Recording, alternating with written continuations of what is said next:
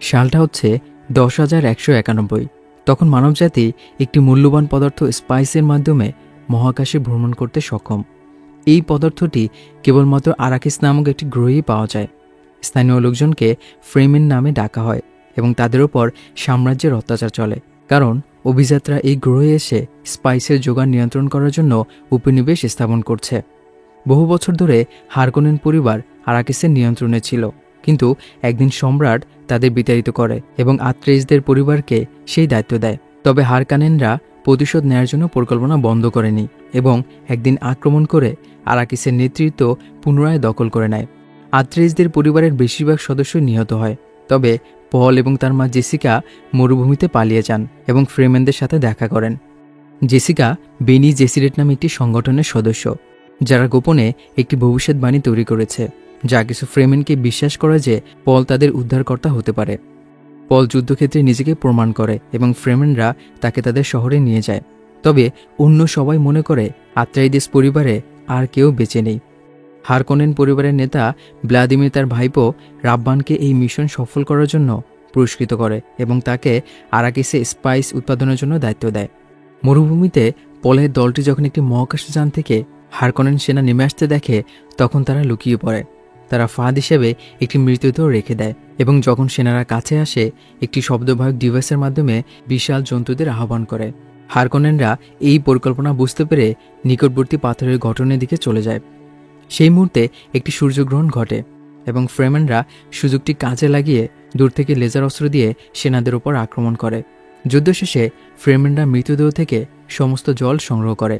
Jessica হঠাৎ বমি করে, আর অন্যরা ভাবে তিনি দৃশ্যটি দেখে হয়তো বিরক্ত হয়েছেন, কিন্তু আসলে তিনি গোপনে গর্ভবতী ছিলেন। এরপর ফ্রেমেনরা সমস্ত মরাদেহগুলো একত্রিত করে এবং তা জন্তুদের দিয়ে খাইয়ে দেয়।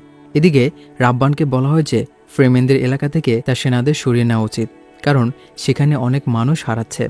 ক্ষুদ্র রাব্বান তার সহকারীকে মারধর করে এবং ফ্রেমেনদের ইঁদুরের মতো আখ্যা দেয়। পরবর্তীতে পলের দলটি ফ্রেমেনদের শহরে পৌঁছায়।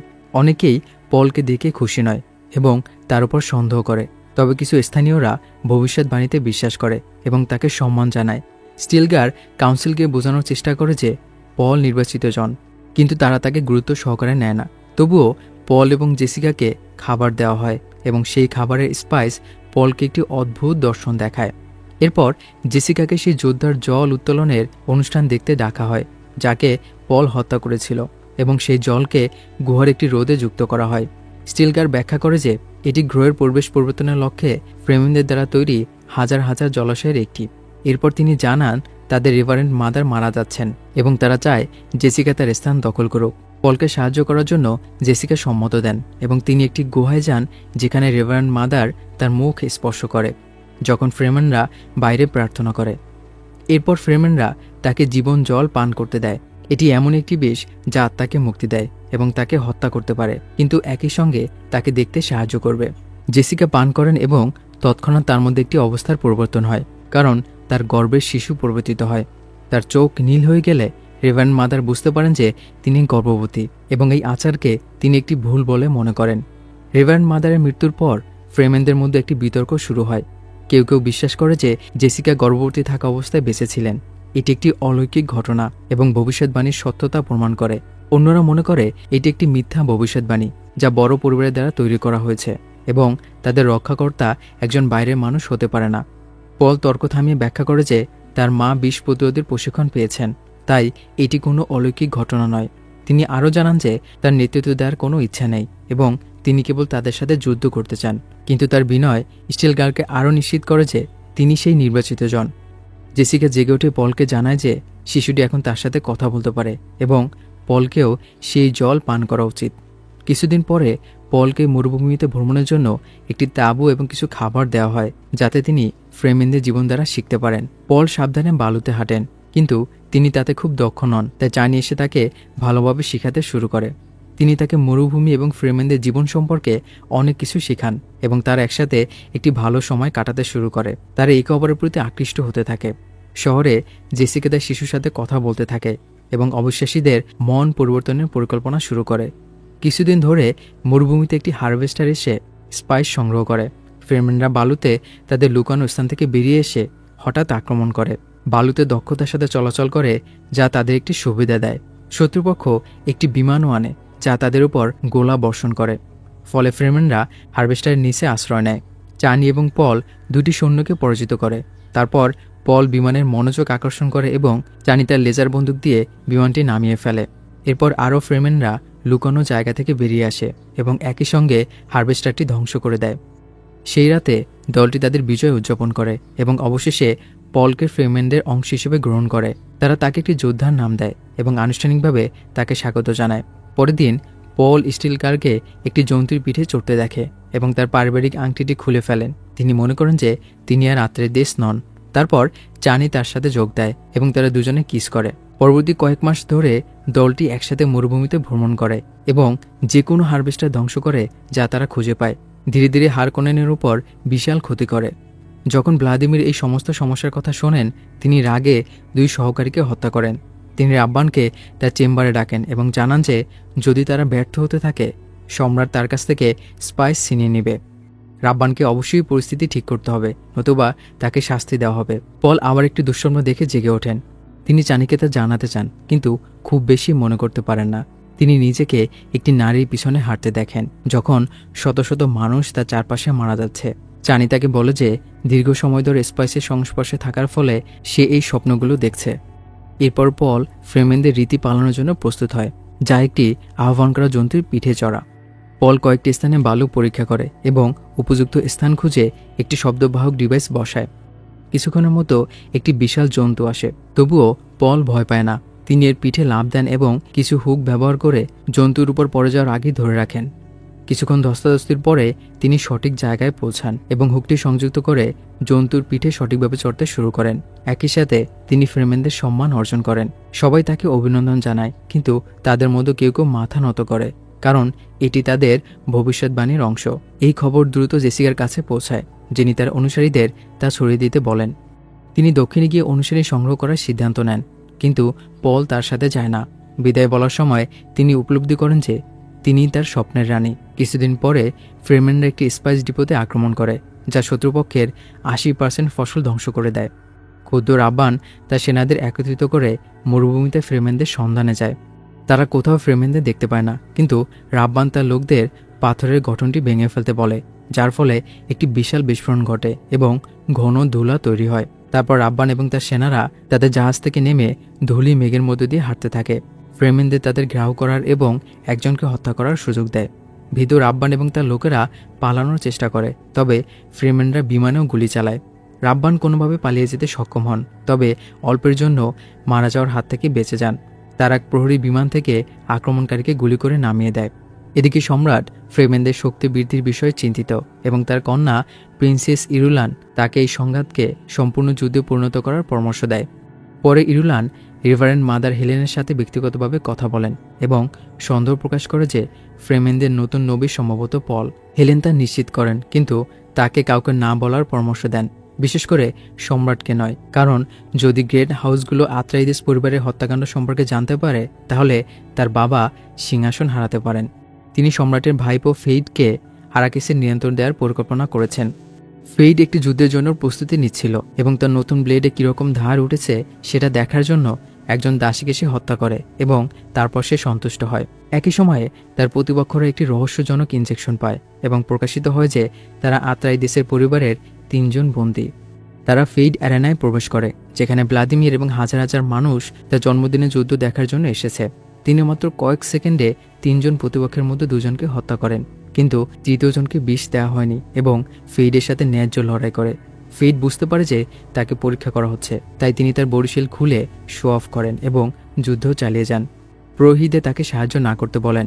তার প্রতিপক্ষ তার সর্বোচ্চ চেষ্টা করে, কিন্তু ফেইড একজন ভালো যোদ্ধা এবং ফেইড তাকেও হত্যা করেন। দর্শকদের কাছ থেকে অভ্যর্থনা লাভ করেন। তারপর ফেইড ভ্লাদিমির কাছে এই প্রতারণার জন্য অভিযোগ করেন, কিন্তু ভ্লাদিমির তাকে জানান যে তিনি পরীক্ষায় পাশ করেছেন এবং আরাকিস তার হবে। ভ্লাদিমির আরও ব্যাখ্যা করেন যে তিনি সম্রাটকে উৎখাত করার পরিকল্পনা করেছেন এবং চান ফেইড সিংহাসন দখল করুক। বের হওয়ার পথে তিনি লক্ষ্য করেন যে বেনি জেরাসির সদস্য মার্গট তাকে অনুসরণ করছে। ফেইড বুঝতে পারেন যে তিনি তার স্বপ্নে মার্গটকে দেখেছেন এবং মার্গট তাকে তার ঘরে নিয়ে যাওয়ার জন্য প্রলুব্ধ করেন এবং তাদের মধ্যে শারীরিক সম্পর্ক ঘটান। পরের দিন মার্গট হেলেন এবং ইরুলানকে জানান যে রক্তরেখা নিশ্চিত করা হয়েছে, কারণ তিনি ফেইডের সন্তানের গর্ভধারণ করেছেন, যা পরিকল্পনার অংশ ছিল। একই সময়ে ভ্লাদিমির ফেইডকে আরাকিসের নতুন গভর্নর হিসেবে ঘোষণা করেন। মরুভূমিতে একটি দল মাদক চোরাকারবারির কিছু মশলা সংগ্রহ করতে একটি হারভেস্টার নিয়ে অবতরণ করে, কিন্তু ফ্রেমেনরা সঙ্গে সঙ্গে লুকানো মাইন সংগ্রহ করে এবং তাদের সমস্ত সরঞ্জাম ধ্বংস করে গুলি চালায়। পল একজন চোরাকারবারির উপর ঝাঁপিয়ে পড়ে, কিন্তু তিনি তার আক্রমণ থামিয়ে দেন যখন তিনি দেখতে পান যে এটি গার্নি, তার পরিবারের প্রাক্তন ওয়ারমাস্টার। পল অন্যদের আক্রমণ বন্ধ করতে বলেন এবং তার পুরনো বন্ধুর সাথে আলিঙ্গন করে পুনর্মিলিত হন। এরপর গার্নি এবং তার লোকেরা পলের সাথে ভ্রমণ শুরু করে। গার্নি পলকে বলেন যে ফ্রেমেনদের নিয়ন্ত্রণ করতে এবং প্রতিশোধ নিতে তার ক্ষমতা ব্যবহার করা উচিত, কিন্তু পল তা করতে ভয় পায়, কারণ তার ভবিষ্যৎ দর্শনে একটি পবিত্র যুদ্ধ এবং লক্ষ লক্ষ মানুষের মৃত্যু দেখা যাচ্ছে। কিছুদিন পরে গার্নি প্রকাশ করে যে তিনি জানেন আত্রাইদেস পরিবার কোথায় তাদের সমস্ত অস্ত্র লুকিয়ে রেখেছে। পল তাদের সবকিছু আলাদা চোখে দেখা শুরু করেন, কারণ সেই সমস্ত শক্তি তাকে ফ্রেমেনের জন্য স্বাধীনতা অর্জনে সহায়তা করতে পারে। তারা অন্যদের জানান এবং একটি লুকানো গুহার উদ্দেশ্যে যাত্রা করেন, যেখানে শুধুমাত্র পলের ডিএনএ দরজা খুলতে সক্ষম। ভিতরে তারা 92টি পারমাণবিক ওয়ারহেড খুঁজে পায়। এদিকে জেসিকা দক্ষিণে পৌঁছান এবং পলের সাফল্যের কথা প্রচার করতে থাকেন। তিনি মেকার কিপারের সাথে দেখা করেন, যিনি তাকে দেখান কিভাবে ওয়াটার অফ লাইফ তৈরি করা যায়। একটি মন্দিরের ভিতর কিপার একটি শিশু বালুর যন্ত্র আহ্বান করেন, যেটিকে তিনি একটি ছোট হ্রদে ডুবিয়ে দেন যাতে তার বিষ বের করা যায়। বিষ প্রস্তুত হওয়ার পর জেসিকা তার ক্ষমতা ব্যবহার করে কিপারকে বাধ্য করেন যেন পল এলে তাকে সেই জল খেতে দেওয়া হয়, যদিও তা নিষিদ্ধ। কিছুদিন পরে পল চানিকে সূর্যের দিকে তাকিয়ে থাকতে দেখে এবং তার মুখ পোড়া দেখতে পান। হঠাৎ সে জেগে ওঠে এবং দেখে যে সব ফ্রেমেন চারপাশে তাকিয়ে আছে, কারণ তারা বিস্ফোরণের শব্দ শুনতে পাচ্ছে। এটি ফেইডের আক্রমণ, যার ফলে তাদের শহর ধ্বংস হয়ে যায় ভারী কামান থেকে বিমান হামলার মাধ্যমে। রাব্বান এসে ফেইডের সাথে মুখোমুখি হন তার জায়গা কেড়ে নেওয়ার জন্য, কিন্তু ফেইড তাকে দ্রুত মাটিতে ফেলে দেয় এবং তার পায়ে চুমু খেতে বাধ্য করে। এরপর ফেইড চানির এক বন্ধুর সাথে দেখা করে, যাকে আক্রমণের সময় বন্দী করা হয়েছিল, কিন্তু সে কোনো তথ্য শেয়ার করতে অস্বীকার করায় তাকে হত্যা করা হয়। পলের দল দ্রুত তাদের শহরে ফিরে আসে, যারা আক্রমণ থেকে বেঁচে গিয়েছিল তাদের সাহায্য করতে। তারা দক্ষিণ দিক থেকে একটি বার্তা পায় যে নেতারা পরিস্থিতি নিয়ে আলোচনার জন্য একত্রিত হচ্ছে, কিন্তু পল যেতে অস্বীকার করেন কারণ তার ভীষণগুলো তাকে ভীত করে। বালিতে হাত রাখার সময় তার আবার সেই একই ভয়াবহ ভবিষ্যৎ দর্শন হয়, কিন্তু চানি তাকে বোঝান যে বাঁচতে হলে তাদের অন্য কোনো উপায় নেই। পুরো দলটি কিছু বালুর জন্তুর পিঠে চড়ে এবং অবশেষে দক্ষিণে পৌঁছায়। পল মন্দিরে প্রবেশ করে এবং কিপার তাকে ওয়াটার অফ লাইফ দেন, যা তিনি কোনো দ্বিধা ছাড়াই পান করেন। তার ভবিষ্যৎ বোনের একটি দৃষ্টি হয়, যেখানে সে সৈকতে দাঁড়িয়ে তাদের পরিবারের সত্যতা জানায়। যখন বাকিরা মন্দিরে পৌঁছায়, পলের শরীরের অবস্থা এতটাই খারাপ হয়ে যায় যে তাকে মৃতের মতো লাগে। চানি খুবই রেগে যান এবং জেসিকাকে এটি ঠিক করতে বলেন, কিন্তু জেসিকা চানির উপর তার ক্ষমতা ব্যবহার করে যাতে তাকে অনুষ্ঠান শেষ করতে বাধ্য করেন। চানি তার চোখের জল সামান্য ওয়াটার অফ লাইফের সাথে মিশিয়ে সেই তরলটি পলের ঠোঁটে ফেলেন যাতে তাকে জাগিয়ে তোলা যায়। সবাই এটিকে অলৌকিক ঘটনা হিসেবে বিবেচনা করে, কিন্তু চানি পলকে চড় মারেন এবং তারপর রেগে চলে যান। পরে চল জেসিকাকে ব্যাখ্যা করেন যে তিনি সব ভবিষ্যৎ দেখতে পাচ্ছেন এবং অতীত বুঝতে পারছেন। তিনি পুরো রক্তমাখা দেখছেন এবং জানতে পেরেছেন যে জেসিকা ভ্লাদিমিরের কন্যা। জেসিকা দাবি করেন তিনিও জানতেন না যতক্ষণ না তিনি জল পান করেছিলেন। পল ঘোষণা করেন যে তারা যদি হারকোনেন হয় তবে তারা তাদের মতো লড়াই করবে, যা পলের ত্রাণকর্তা থেকে অত্যাচারিতে পরিণত হওয়ার সূচনা চিহ্নিত করে। পল তারপর যুদ্ধ পরিসরের দিকে এগিয়ে যান, যেখানে সমস্ত ফ্রিমেন প্রার্থনা করছেন। চানি তাদের জানাতে চেষ্টা করেন যে তারা ভবিষ্যৎবাণী দ্বারা প্রভাবিত হচ্ছে এবং এটি খারাপভাবে শেষ হবে, কিন্তু কেউ তার কথা বিশ্বাস করে না। পল যখন ঘরের মাঝখানে হাঁটেন, স্থানীয়রা আলোচনা করতে থাকে যে স্টিলগারকে হত্যা করা উচিত, যাতে পল তার স্থান নিতে পারেন একজন নেতা হিসেবে। কিন্তু পল তাদের চিৎকার করে বলেন যে তারা একজন চমৎকার যোদ্ধাকে হারানোর কথা ভাবছেন।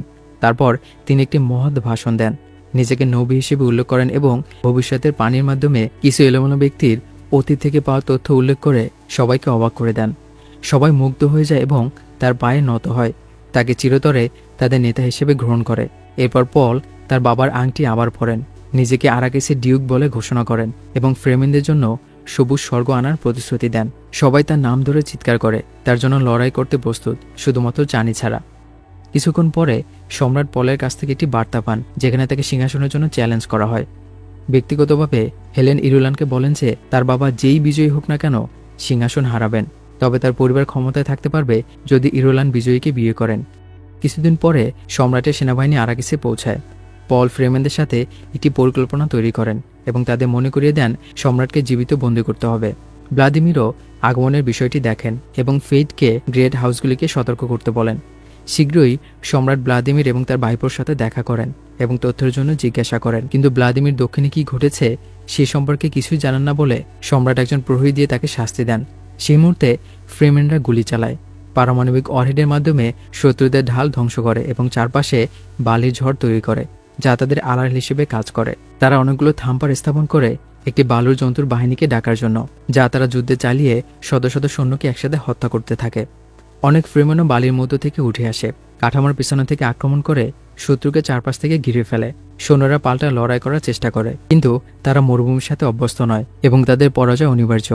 শীঘ্রই ফ্রিম্যানরা ভিতরে প্রবেশ করে এবং পল ঘরটি দিয়ে হেঁটে যান, কিন্তু কেউ তাকে বাধা দেয় না, কারণ তারা সম্রাটকে রক্ষা করেছে। পল দেখেন ভ্লাদিমির পালানোর চেষ্টা করছে, কিন্তু তাকে দাদু বলে সম্বোধন করে তাকে হত্যা করেন। বের হওয়ার পথে তিনি অন্যদের বলেন ভ্লাদিমিরের দেহ মরুভূমিতে ফেলে দিতে এবং সবাইকে বন্দী করতে। পরের কয়েক ঘন্টা ধরে যুদ্ধ চলতে থাকে এবং স্পষ্টতই ফ্রিম্যানরা জয়ী হচ্ছেন। রাব্বান পালানোর চেষ্টা করে, কিন্তু গার্নি তাকে খুঁজে বের করে এবং তাকে চ্যালেঞ্জ করে। শুধুমাত্র কয়েক সেকেন্ডের মধ্যে তাকে হত্যা করেন তার ডিউক, শুধুমাত্র বন্ধুদের হারানোর প্রতিশোধ হিসেবে।